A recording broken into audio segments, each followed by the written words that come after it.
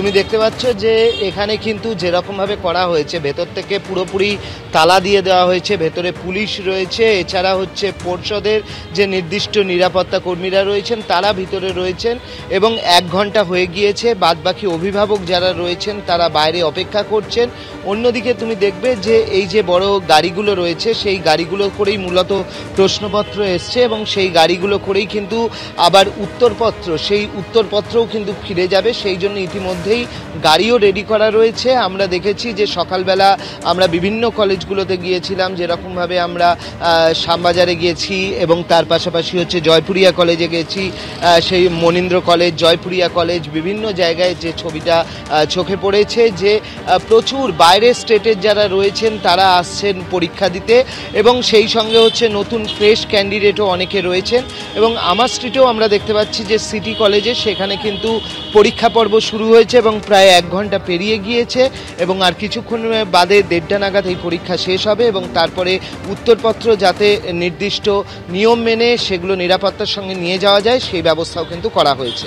বেশ, আমি একবার গড়ফায় আপনাদের নিয়ে যাব এনকে পাল আদর্শ শিক্ষায়তন। আমাদের প্রতিনিধি ঐশী মুখোপাধ্যায় আমাদের সঙ্গে রয়েছেন। একটা তো যারা উদ্বিগ্ন অভিভাবকেরা যারা রয়েছেন ঐশী, তাদের পরীক্ষার্থীরা, চাকরি প্রার্থীরা তারা উত্তরতে পারবেন কিনা সেই নিয়ে একটা চিন্তা রয়েছে, কিন্তু কমিশন তাদের নেওয়া পরীক্ষায় তারা উত্তরতে পারবে কিনা, কমিশন সুষ্ঠুভাবে দুর্নীতি মুক্ত একটা পরীক্ষা কন্ডাক্ট করতে পারবে কিনা, এই আস্থা কতটা অভিভাবকেরা রাখছেন?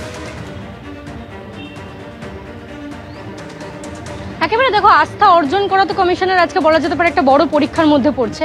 আস্থা নেই এই বিষয়টা কিন্তু যারা পরীক্ষা দিতে এসছেন সেই সমস্ত পরীক্ষার্থীরা, নতুন পরীক্ষার্থীরাও বলেছেন এবং পুরনো যারা 2016 সালে পরীক্ষা দিয়ে চাকরি পেয়েছিলেন, যারা চাকরি হারিয়েছেন, যারা দিতে এসছেন পরীক্ষা, তাদের কণ্ঠ কিন্তু একই কথা শোনা গিয়েছে যে আমরা আস্থা রাখতে পারছি না। কারণ এর আগে যে ঘটনা পর্ব আমরা দেখেছি তারপরে আস্থা রাখা কতটা সম্ভব সেই বিষয়টাই কিন্তু আজকে বারংবার প্রমাণ করতে হবে এসএসসিকে। আমি তোমায় দেখাতে বলবো প্রত্যেককে ছবিটা, যে পরীক্ষা 1 ঘন্টা হয়ে গিয়েছে, হচ্ছে ভিতরে নির্বিঘ্নেই হচ্ছে এবং বাইরে কিন্তু পুলিশ পাহারা দিচ্ছে। অর্থাৎ কোনো রকম বিশৃঙ্খলা সৃষ্টি যাতে না হয়, ভিতর থেকে যাতে বাইরে থেকে যাতে কেউ ভিতরে প্রবেশ করতে না পারে এবং পরীক্ষা শেষ করে ভিতর থেকেও যাতে বাইরে কেউ না বেরোতে পারে তার কিন্তু ব্যবস্থা সম্পূর্ণভাবে নিশ্চিদ্র নিরাপত্তা করা হয়েছে। এবং বাইরে দেখতে পাচ্ছ যে তালিকাও কিন্তু দেওয়া ছিল, যে অর্থাৎ কে কত নম্বর রোল নাম্বার, কত নম্বর রুমে বসবে সেই বিষয়টাও কিন্তু একেবারে ফ্লো চার্ট করে বাইরে লেখা রয়েছে যে কে কোথায় বসবে। এরই সঙ্গে তোমায় জানিয়ে রাখি, অভিভাবকরা যারা এসেছেন তারা বলছেন, অনেকেই তাদের মধ্যে রয়েছেন যারা এতদিন ধরে চাকরি করেছেন, সেই সমস্ত পরিবারের অভিভাবক, তারা বলছেন যে এত বছর চাকরি করার পরে আবার তাদেরকে যোগ্যতার প্রমাণ দেওয়ার জন্য পরীক্ষায় বসতে হচ্ছে। এই বিষয়টা নিয়ে কিন্তু তারা হতাশ এবং তারা জানাচ্ছেন যে 7 বছর 6 বছর ধরে চাকরি করার পরে পরীক্ষা দিতে হচ্ছে যাদেরকে, তারা বলছেন যেমন এটা অসম লড়াই এবং যারা নতুন পরীক্ষা দিতে এসছেন তারাও বলছেন অসম লড়াই।